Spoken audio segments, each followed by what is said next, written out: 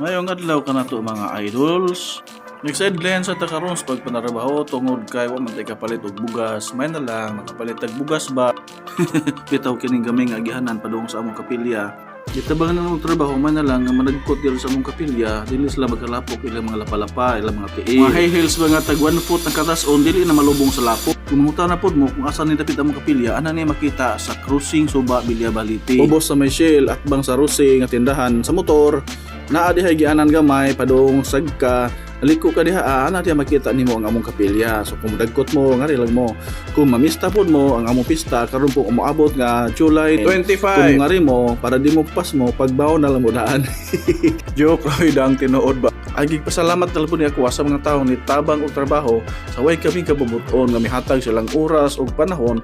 Daghang salamat guys sa pagtabang. May God bless us all.